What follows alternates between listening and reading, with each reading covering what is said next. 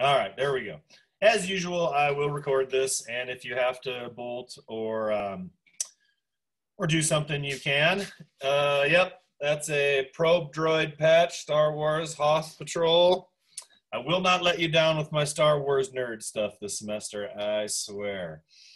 Okay, so a couple things. Let me look at the computer behind here, or the screen behind here. So it looks like you got about 31 people that turned in the social observation and about 20 people that started discussion number 1. So let me talk about the discussion for a moment. First of all, we are now a week into this semester. So if you have not gone to post the social observation, do it. Is it due today? I think it might be due today. Hold on, let me check. No panic though. Wait. Yeah, September 4th. So we're good. We're still good. But it doesn't take very long. So get on there and please do the social observation. Now that brings me to the discussion. Some people have asked, what does the final due date mean? Basically, and I'll kind of repeat it again for a couple more times. And I know, sorry for those of you that already know this, but if the due date is the 10th, which it is, you have to have your first detailed post of your own by the 3rd. That's a week in advance, because everybody or many people will usually post at the very end, and that's not really much of a discussion. So get on there, I think, before Thursday, which is the 3rd, or Wednesday, something like that. Is today the 1st? Wow, yeah, so it's Thursday, yep. September, oh my goodness. Am I the only one not prepared for September? It's just like crashing in here. Anyway, so make sure that you're doing that a week ahead of time for the main discussion topics. That's not difficult, something that you can handle. And those are a couple easy things. So jump online and do the social observation. Watch the film Chicken People. If you've watched Chicken People, are you entertained? Have you seen it yet? Has anybody seen it? Yeah? I'm telling you, it's not exactly what you expected, is it? You know? And even for me, and I have a farm with 100 chickens, right? So anyway, so does it mean it's replies that are due 9/10 for the discussion post? What it means is the final date that you can post for that discussion is the due date, and that's September 10th.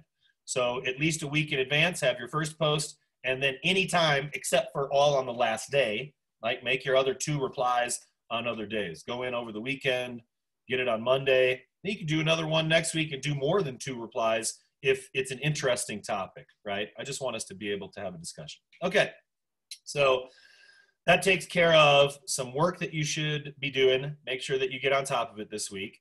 The top hat. All right, so let me, again, pull up my screen here. Top hat questions. It looks like we have about 42 respondents for that first day out of about 72 signed up. And I know that you're just starting to get the hang of it. So what I will do, I did not do it this morning because we're going to talk about questions, but from now on Tuesdays and Thursdays, I'll be posting the new questions right when I wake up. And if they get posted at 7 a.m. or 8 a.m., you don't have to do them right away if we've got a meeting at 8, but you'll know that on Tuesdays and Thursdays, those questions are open till about 6 p.m. Now, I did the first ones last week, and we had, like I said, 40-some responses. We'll talk about those today. We're going to do some discussion about those questions. If you missed that first round of questions, don't worry about it. Have you ever seen The Room with Tommy Wiseau? Has anybody in here ever seen The Room? It could be one of the worst movies ever. Check it out. All right. But don't worry about it. I'm not going to count those. If you chimed in, that's fine, I will, but I'm not going to count that against you ultimately. I just want to make sure that everybody knows how Top Hat works, has a feel for it, and once you're registered, you can chime in. So after class today, I will immediately go and release the next 3 or 4 questions to Top Hat. And then anytime today, I think up until 6 p.m. on Tuesdays and Thursdays, then you go and answer those. Does that make sense? We're good? All right. And of course, then that'll be linked up, with some extra points at the end for you. Now, if you did not get Top Hat and you're struggling financially and you have not reached out to me, there's no shame in that game. If there's a few more people that absolutely need it, reach out. If you've already gotten it and you purchased it, I appreciate it. And I think that this morning we'll already sort of be able to tell instantly, what that's like and what kind of, how we'll use that, right? All right, let me open these curtains up a little bit. Oh, sun is coming in. All right, So before I go on to that part, can any questions? Go ahead and unmute your mic. Anything about the way that the class is working? Any questions that you have for me? We've just been doing this for a week, but that's how fast a week rolls. Isn't that crazy?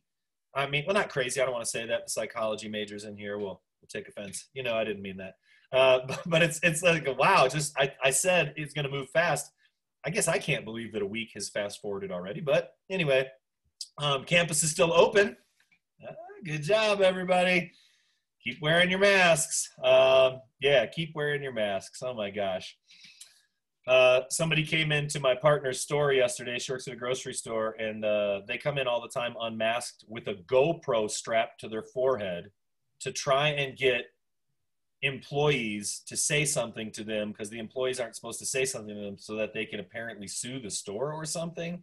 Oh my gosh, just totally bizarre nowadays. So when you go out there in the world, do that good thing that you know I want you to do and mask up. And apparently we've done at least enough. I haven't seen anything from CSU in the national news. I'm seeing students get suspended left and right at other institutions. Some sororities and fraternities finding a lot of cases. Now, I know I'm going to surprise you right now. That's right.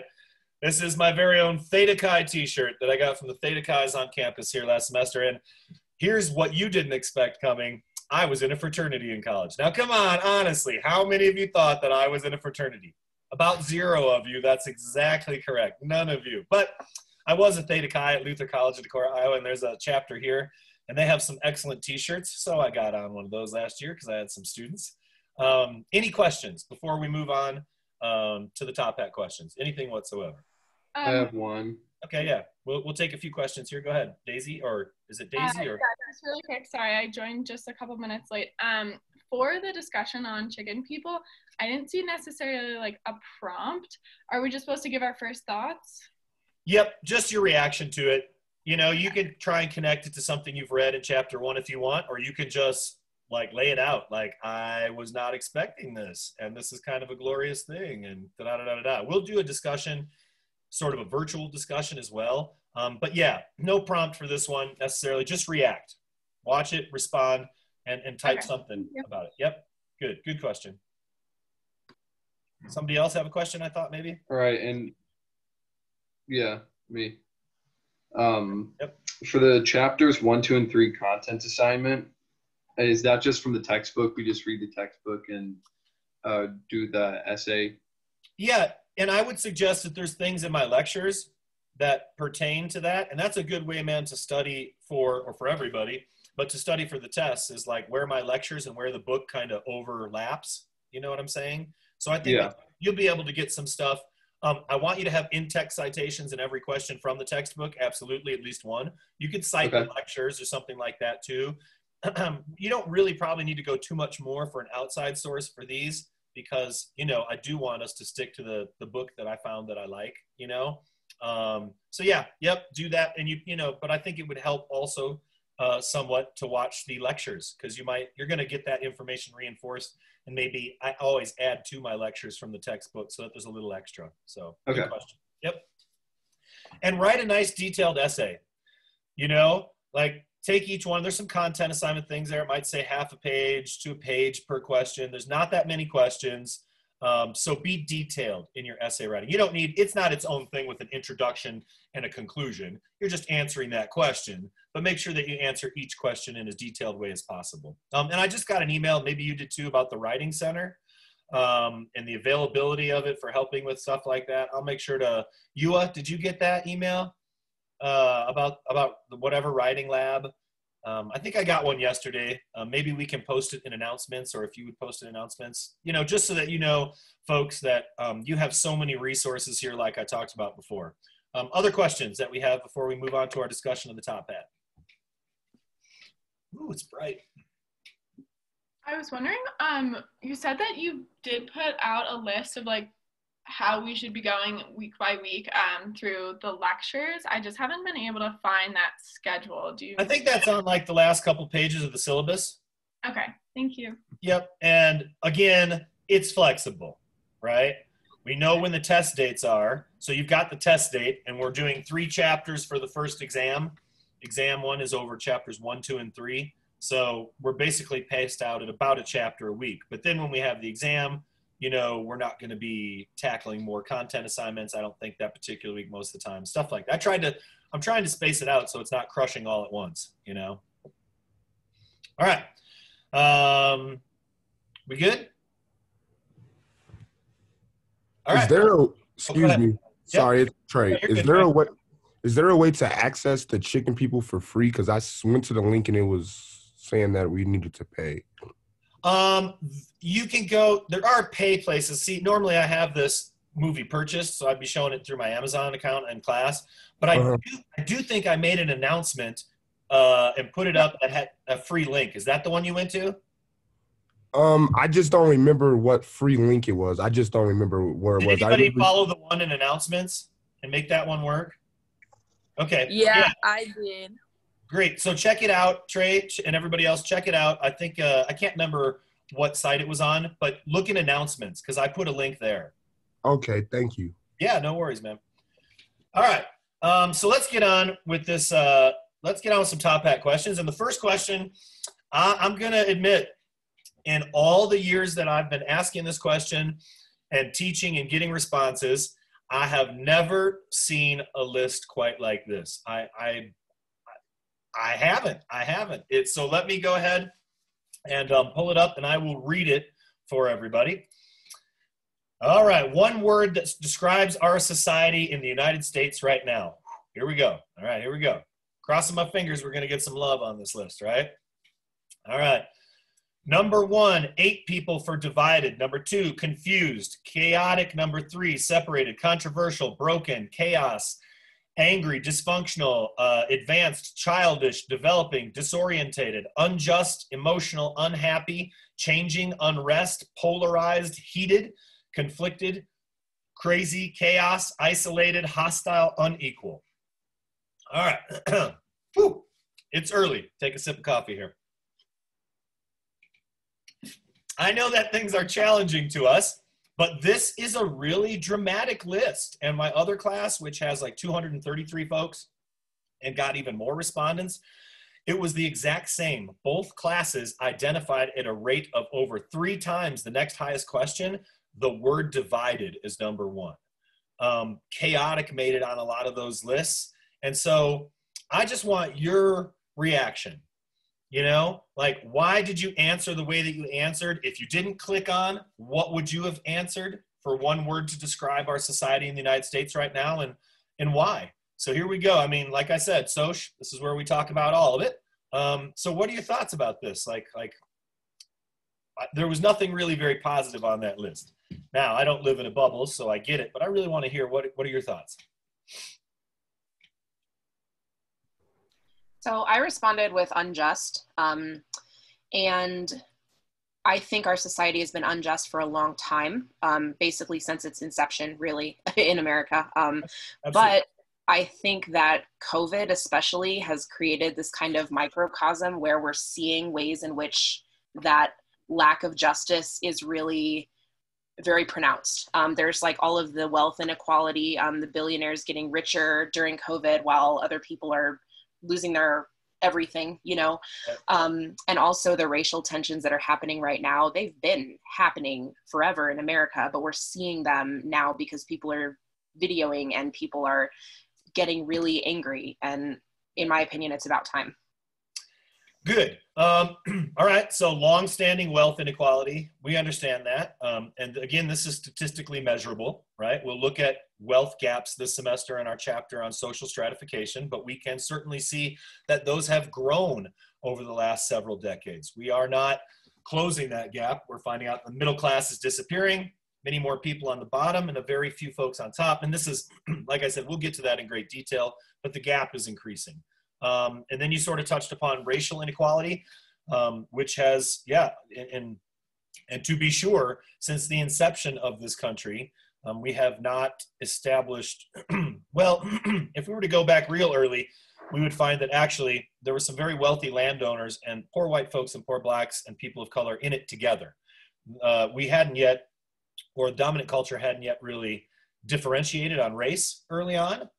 And then they gave the ability for some white folks, poor white folks, to be able to own land and ride on slave patrols. And it was at that point that we really split, right, between people that were bestowed a little bit of power and a little bit of privilege and people who had none. Now, of course, if we're looking at that, we still understand that those people were still very poor, still very destitute, still, right, still struggling. But as long as they were granted a tiny bit of privilege, and I think that that makes a tremendous difference in 2020, right? Because that unearned privilege is still something that even though people might be largely unaware of, boy, the thought of losing that is reason for people to behave in ways that, we have seen before. So none of this racial tension is new. None of people being angry about it is new. This is very cyclical. Like I said before, we're going to have to look at history and how that happens. That being said, you did touch on something really interesting, which is people have the ability to videotape it and everyone can see it. And I think when you hear about racial injustice, it gets buried. When you hear about sexism and gender injustice, it gets buried. But when you see an officer go up and kneel on somebody until they're dead, if you see these things, I've chosen not to watch a lot of the videos. When you see somebody get shot 7 times, or we can at least prove it physically, right? You have physical proof somebody was shot 7 times in the back, then you have people that would not have been aware of this otherwise. And I think it's really, really important that people are aware of it. I don't think it's important that people necessarily watch those videos. Like I said, I try and stay away from that suffering, but it is very important in a huge element that people are seeing this now. I think that if racism is embedded into the system, it is an advantage to the racism to be sort of out of sight, out of mind, but that has completely flipped in the last while. Yeah, absolutely. Good. Why else? Why else answers an entire list that is seemingly so negative? What other thoughts? Sorry, I just want to throw, I kind of agree with that though. I think currently in everything that's going on, I think we're all very angry and confused right now because whether it's, like she was saying, whether it's COVID, losing jobs, like Black Lives Matter, like everything that's been going on. And it's even like some of the tiny things too, like people are upset that we have to go online, or like people are upset that we have to like wear masks everywhere we go, and that's a new mandate and all that stuff. Even like, I know this isn't a huge part of it, but even like people's opinions about like Joe Biden versus Donald Trump and just everything that's currently going on. Like if it's not one thing, it's something else, especially with like, cause it's not even just here too, with everything that's going on like around the world. But I just think one of the things I'd explain it for everyone's feeling is just very angry and confused. Good. Not good that it's angry and confused, but wow, again, you touched upon a whole lot of other indicators. Yeah, I think it does matter how we answered on this list and how people are feeling that there's a global pandemic going on. I mean, how couldn't it be, right? Because everyone's lives have been altered in all sorts of ways, absolutely. Look, I think that you were brave enough to speak the names of the candidates, those who shall not be named, for purposes of like making sure that classrooms don't get out of hand, but we can name those names. Forbidden names. Yeah, it is an election cycle, right? So with Biden and Trump, I do believe that and I've never seen anything like this in my lifetime. I think we need to backtrack to Citizens United. And that was a while back when we gave the thought or the mandate that corporations, the Supreme Court, the corporations are people. Clearly, I disagree with that. But the thing that really changed elections was that massive amounts of money from anybody could come into campaigns now. So I think that what we're seeing with campaign ads and who's involved and how that process is really degraded, it's been much different than what I have seen in my lifetime already for an election cycle. And I don't mean the last election cycle, which certainly had its share of surprises, like they all do, really. But I think that there's a great deal more stress. I think that people are internalizing that there's a lot more on the line as the candidates present who they are. and what they want to do or what their plan is for themselves, even if they don't lay out, particularly clear plan for their platform. So yeah, a lot of election stress and then global stress too, for sure. I mean, how are you managing that? Like, meaning, how are we going to flip that? Like, because now that we know that we have a very long list of how we're all stressed out and what's going on with the world and things like that. Like, what's the plan for making things better?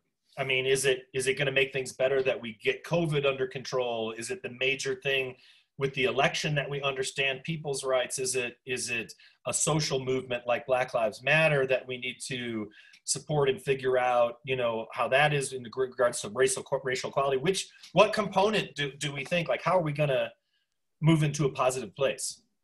Your opinion. I genuinely think that the internet is a catalyst for narrow thinking, and people don't get their news sources from the same place anymore. So, for instance, my mother gets her news from Facebook, and I get it from Twitter, just being honest. You know what I mean? Yeah. So everyone has different opinions. So what really needs to happen is people need to find good places to educate themselves about what's really going on and get the facts first and then develop their own opinions.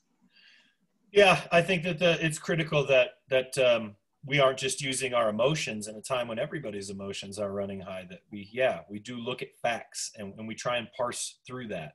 Even when there are entities which really aren't interested in facts. And of course, there are a lot of entities out there for a lot of different reasons that simply aren't interested in just base truth.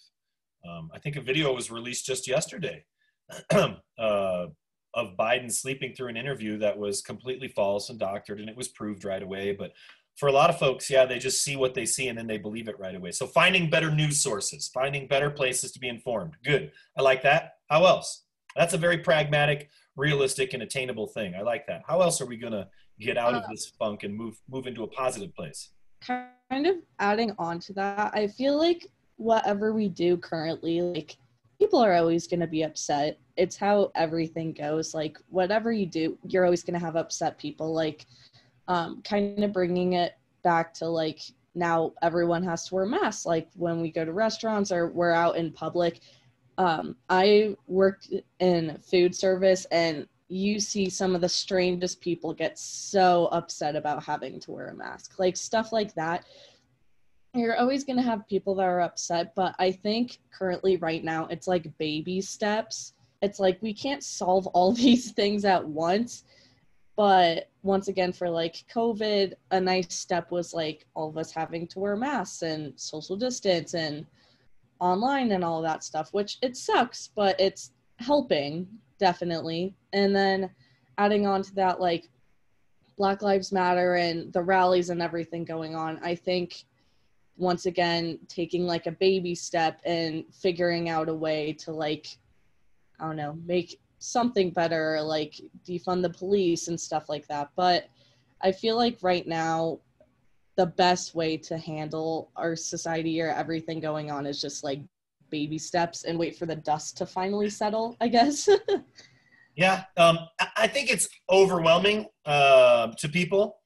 And if we get a society that is overwhelmed, a lot of times people will refuse to act. Do you know what I mean? Like, if it's like disaster behavior. We find that disasters, people freeze up. Like, a lot of times they don't know what to do if we feel like there's just too many things. So maybe an approach, your input is maybe an approach of not trying to solve everything at once, but we know what we can do about institutionalized racism and sexism. We can pass some laws to make pay more fair. We can hold police officers accountable. And I think it's interesting in this conversation because sociology works with CRJ, the Criminal Justice Department, as well. And so there's a lot of overlap. And I think that it's silly that police officers and those institutions, that we would expect that they just could either have to shoot people or not. And I think that what we're missing here, or maybe what I need to hear more in the discussion, is training. These individuals get all sorts of training. They get training all the time. And just what these departments need is more training, right? We can look at other countries that have less lethal means, law enforcement. And look, We know that our police officers are equipped with massively militarized weapons, and many of them are non-lethal. Many of those non-lethal weapons, tasers and rubber bullet guns, and those are very dangerous. But there are ways to not open fire on people, and most of that has to do with training, really. And because we can look at other countries that have their guns and have non-lethal methods, and why they don't have those rates of cops killing folks and what percentages and stuff. But anyway, yeah, we can look at training. So there are things that we can do. When people are dying in cars and car accidents, we mandated seatbelts, right? It's not really a stretch to be doing some of these things. Good. I like your idea of there are small things that we can do that can make big impacts. Yeah, good. Okay, what else can we do? And then we'll move on to the next question. I just wanted to agree. Go ahead. Sorry. Okay, I just wanted to say something about the whole COVID thing. So I think one very important thing that we need to do is, okay, I hate the phrase the new normal, because I don't think we should be normalizing this and like rudeness and anti-socialism and hiding and stuff like this. So I think a really important step in progress is, overcoming this and finding ways to decrease the curve and stuff like that.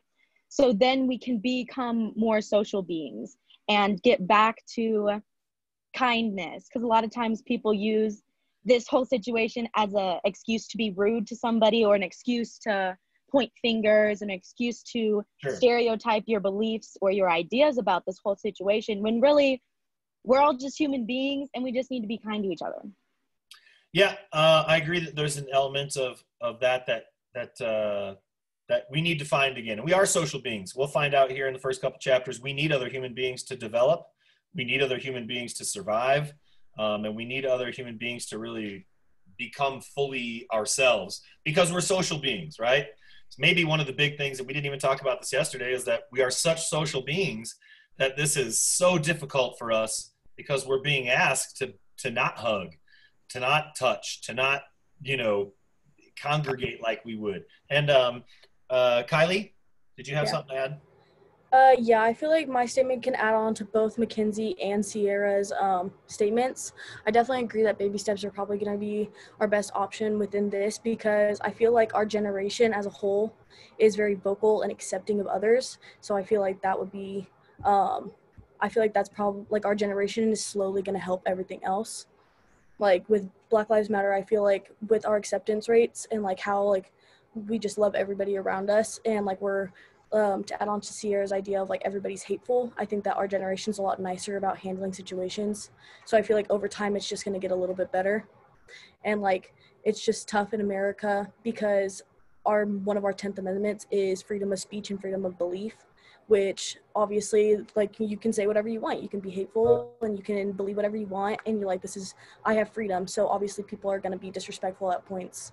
Right. And so I feel like it is for sure going to be baby steps. I do feel like there are generational differences. I honestly never expected to have to go through like the intensity of the civil rights movement that my parents experienced. I thought we were beyond this sort of loser white supremacy type of thing. And I mean, look, I'm okay saying that. I think, white supremacy in all of its forms is the lowest type of behavior that we can engage in. And I certainly did not want or think that, we would have actual white supremacists in major positions of power in the government. I thought that we had, as a culture, decided that those values weren't our values and moved past that. And that's the thing that we get into in chapter 3 on culture, I think, and that's that culture is not stagnant, right? We are always in change. And I do believe that although the idea that just another younger generation will be better than that one isn't maybe fully going to get us there, I do think that my students are far more open-minded, far less concerned with things like race, in that they don't want to oppress, but that they are more aware of what goes on based on somebody's race. They want to fix these problems. And for the most part, so much more progressive than generations before them. Yeah, absolutely. But of course, you're going to face, and we're facing challenges that I I mean, we were sitting there last night. I was talking to my partner who was having a stressful day, like I said, because people come in her store to entrap people. She's like, I just work at a grocery store. I just stock groceries. Like, why do people have to terrorize me at a grocery store? So I think that, you know, we're also in the midst of some really bizarre stuff collectively. But I like this. I love the solutions. You know, when I saw that list, it's more of a reflection of how we're feeling right now, not where everybody thinks we can get to. Because I think that everybody in here knows that we can get, you know, to a much better place than where we're at right now in ways. Okay, gonna move on to the next question. Unless anybody have any last things to say about that. I don't want to rush anybody that had a thought. So I'm a social media manager, and it's been really interesting to have to work with like our followers during this time, because obviously we had COVID and then BLM, and just like putting out what our company believes in. And, you know, not everyone is going to agree with that, but I think it's really important to have those like hard conversations. And if you have a platform, to also bring in educated people, so like on your Instagram live and speak to your audience. And yes, it can be uncomfortable, and some people will hate it and some people will love it, but having those tough conversations, I think, is necessary. And I'll say this. Politics didn't look like this. Okay, so most of you are like 20-something or younger. Politics did not look like this. Like, even when I was little, it was like Republicans and Democrats, and we can disagree and be jerks to each other, and then we move forward, right? And then we like decide some things. And the amount of jerkishness wasn't like the kind of assaults that are verbal assaults that are happening right now from folks. They would decide to agree to disagree. You've heard that before, right? Like, it just wasn't so cut and dry. There were people that were Republicans that were very much interested in the environment. There were Democrats that very much weren't.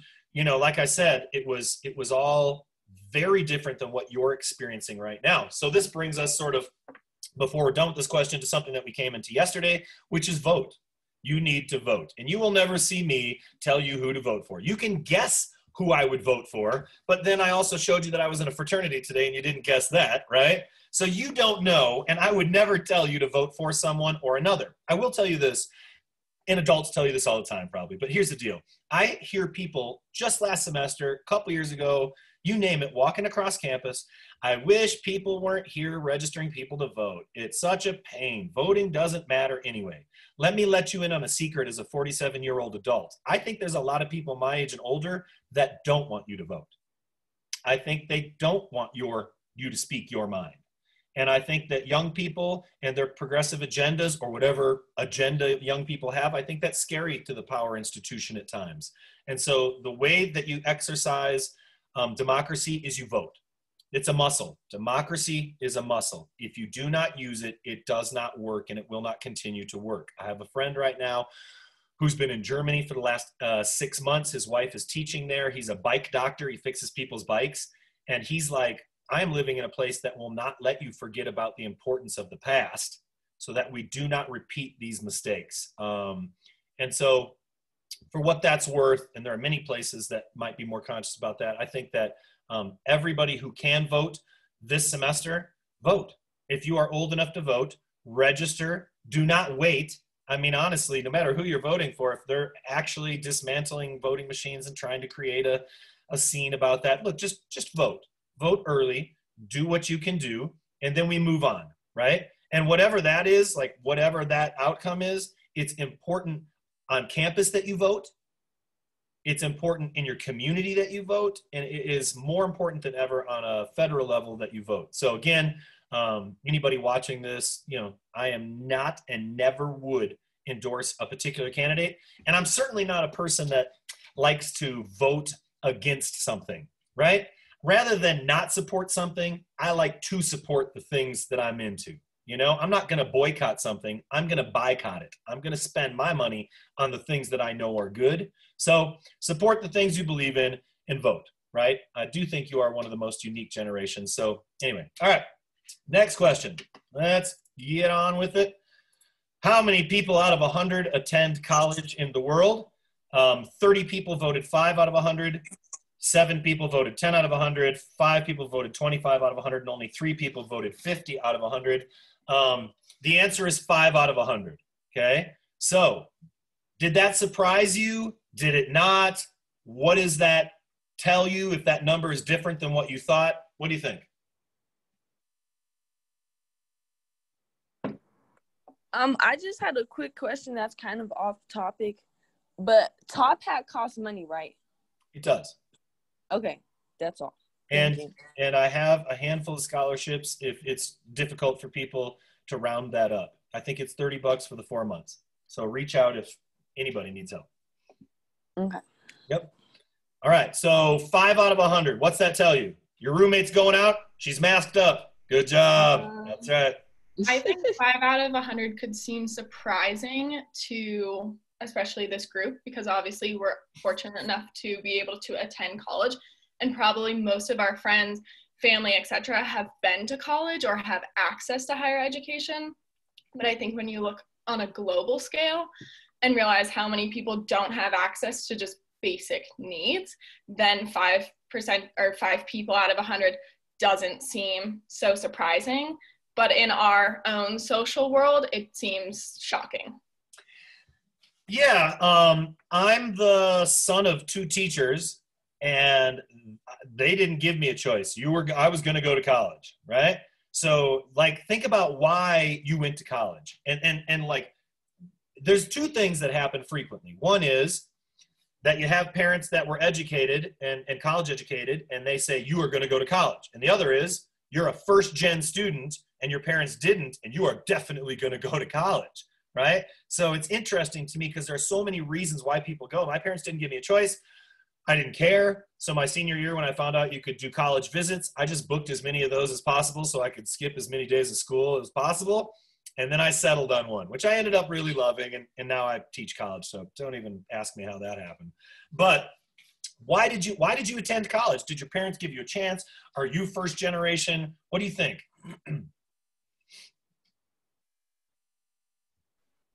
So I kind of just went to college because I wanted the experience, and for my major, I didn't need to go to college, but I figured it would be beneficial to like get a job in the future.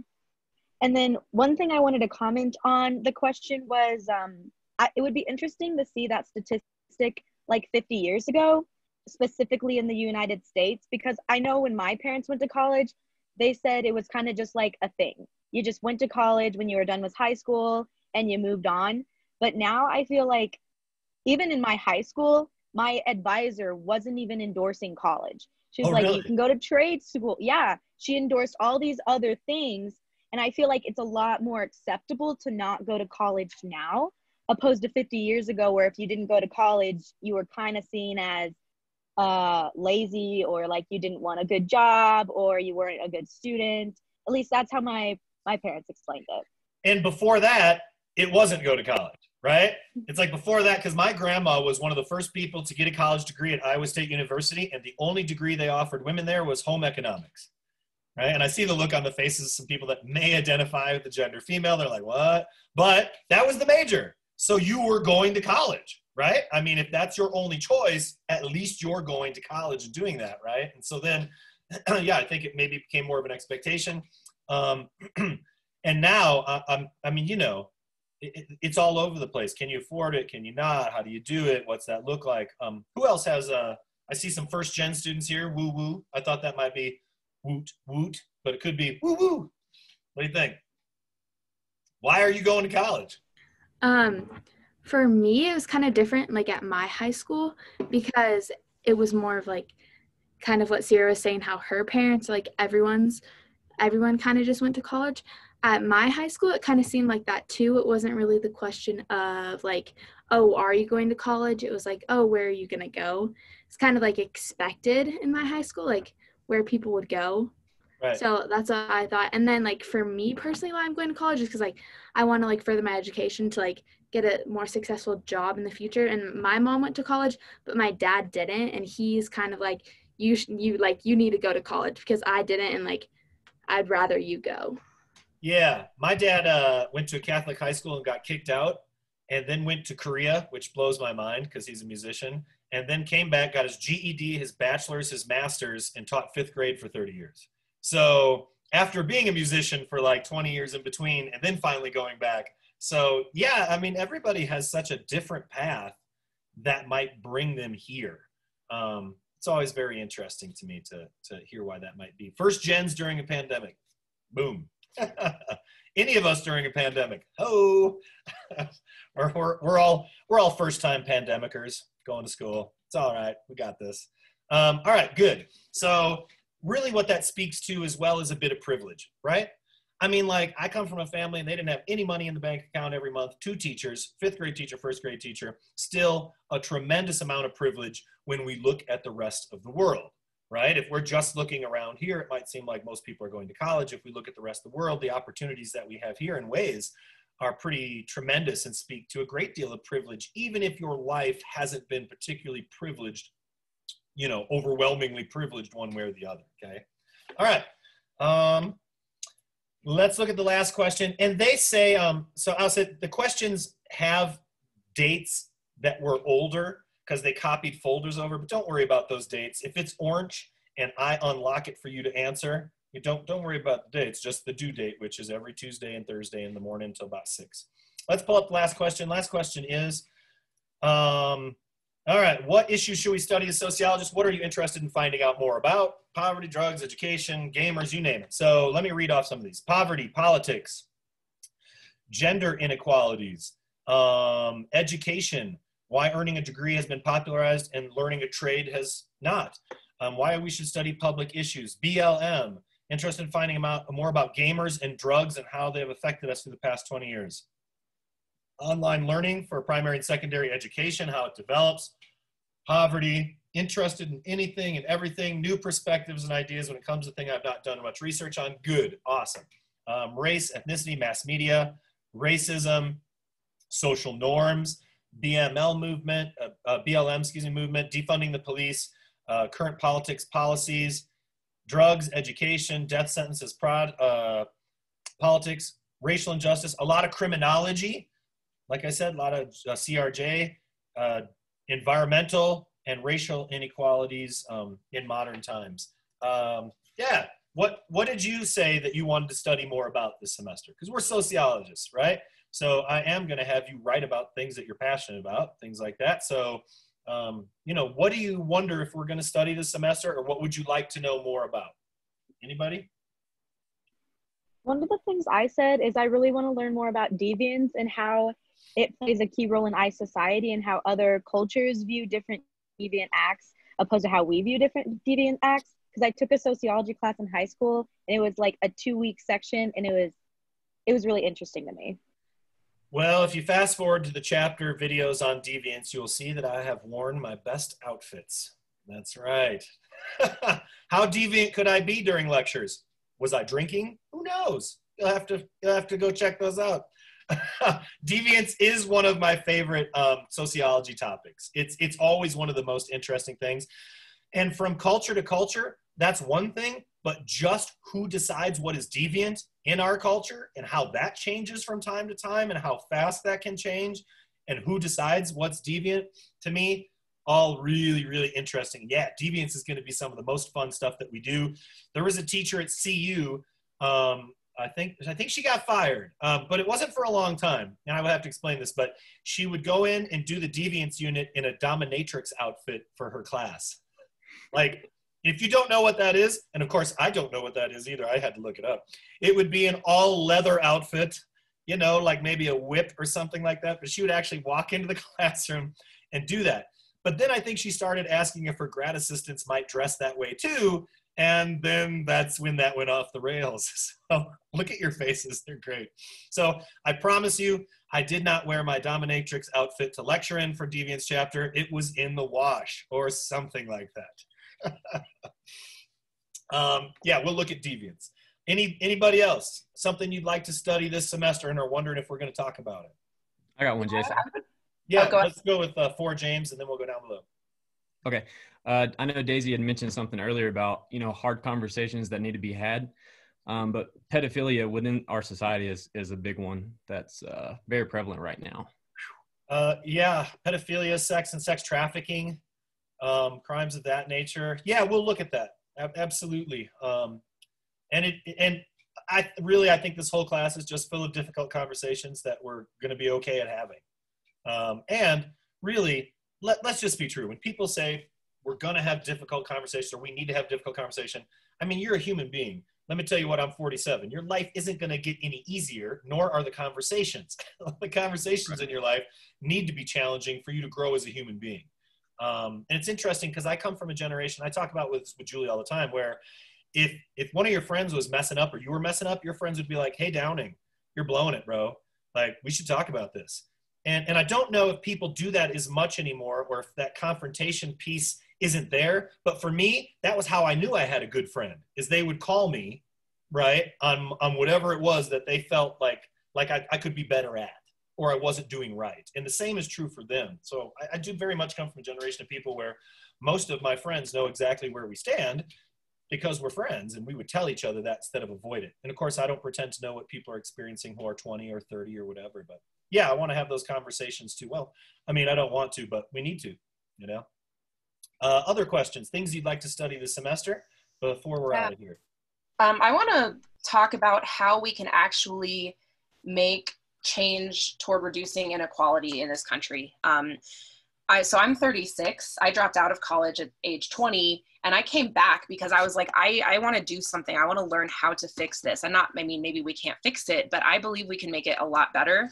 And that's why I'm here. I want to figure out, you know, what can I do? So, and especially with racial inequality, but there are so many forms of inequality, and I really want to learn about that. Yeah, that's really why I started doing this. I grew up in Chicago and just outside of Chicago. My town was split 60-40 between black folks and white folks. And so I could not really understand, it was hard for me to wrap my head around why people would be discriminatory based on the color of their skin from interactions that I had when I was young. So that's what I did in college. Jane Elliott, do you know who Jane Elliott is? An amazing, well, okay, you're going to have a day ahead of you. She's amazing. She did the blue-eyed, brown-eyed study back in the late 60s with her class in Riceville, Iowa. And now she speaks and travels the world globally doing racism deprogramming. Jane Elliott is one of my absolute heroes. I got a chance to work with her because she was in Iowa. She is. I love that video. It's so good. So now, of course, they're talking to people all the time because of like the racial injustice that we're experiencing. She's one of them. Dr. Cornel West. Have you seen anything from Brother West? I think he's at Harvard or Cambridge or something, emeritus. He's an amazingly smart African-American scholar who, again, weighs on many of these things. So Cornel West, Jane Elliott, and third would be Tim Wise, okay? Tim is another guy who speaks about racism and deprogramming racism. We're going to watch stuff from each one of those people this semester. But if you are pumped up about dismantling racism, I will tell you right now that racism can be dismantled. And here's how we know why, and here's how easily it could be dismantled. Because most of racism and discrimination, if not all of it, rests on a foundation of garbage. Meaning, like stereotypes, non-truth, non-science, right? So if your whole thing is built on a foundation that isn't real and isn't strong and isn't just, then that means that it is that much easier to tear that down. Now that power has been reinforced, right, over time and supported by institutions. But I think that anybody interested in creating more racial justice can do so. And I would start with those three individuals kind of right off the bat. That's just speaking to one of my passions over the last 25 years has been that, very directly. Also recommended taking a class with Dr. Black here at CSU. Awesome. Yeah, there are so many amazing people, even just on campus. And we need to also be able to find folks to listen to that are people of color. And one of the reasons that there are so many people in dominant culture that are doing racism deprogramming is because that's who dominant culture is willing to listen to. You know what I'm saying? And they know that. Tim Wise is going to say, I've forgotten more, or people of color have forgotten more since breakfast than I will ever know. But people will listen to it coming out of my mouth. So I've dedicated my career to doing that, right? So we need to also be able to listen to important people of color. And that really brings us around to the last thing here today, which is listen, right? If we want to know the experience of women in 2020, You don't need to talk over them. You need to listen. If you want to know what it's like to be a person of color in 2020, you need to listen. If you want to know what it's like for a doctor or a grocery worker, whatever, working in COVID times or da-da-da-da, we need to listen. And I would suggest that, I mean, I love this culture and I love my country, but we could do better at listening. Like, we can all do better and take a step back. And that's why you're here in college. I don't need to tell you this. You are paying tens of thousands of dollars to listen to experts, to ingest that knowledge, and then to do something with it. So love it. Love it. This is great. I'm so glad that even though we're from a distance, I can see people and we can still rock this semester. So going to learn about instant gratification, the effect it has on people in today's society. No, because I got to go do something that instantly gratifies me. Just kidding. I am going to go out to the garden, though, and that is going to be instant gratification. Going to pick some tomatoes in a little bit. All right. That concludes what I have today with the Top Hat questions.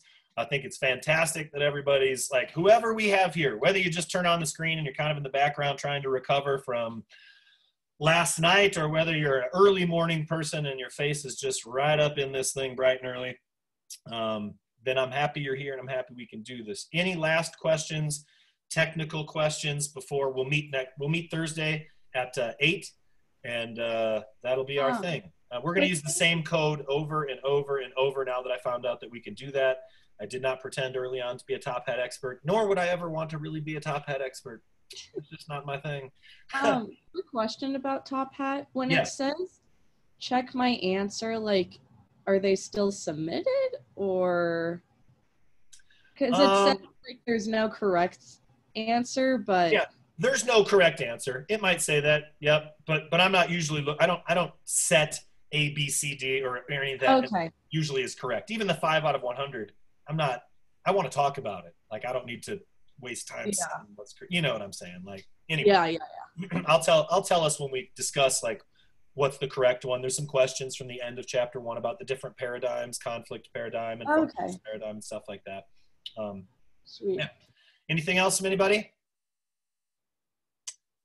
Well, this is the most amazing group of faces I have ever stared at 8 a.m. on a computer screen in my life. Fantastic, folks.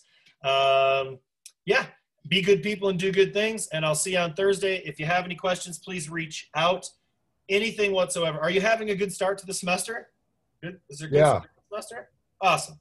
All right. Let me assure you, I mean, I know I can say this. Your teachers are working really hard, but I'm going to tell you, I've never worked all summer just for fall.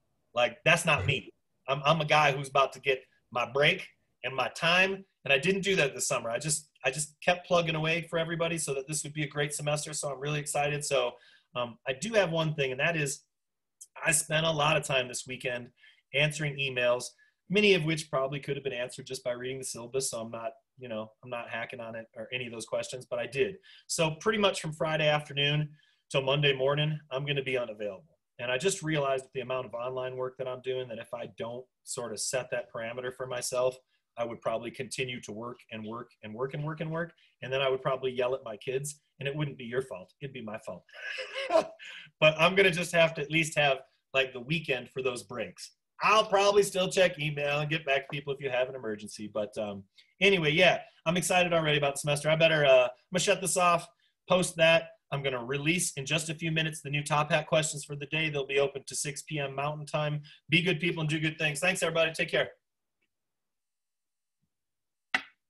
Thank you. Yep. Take care.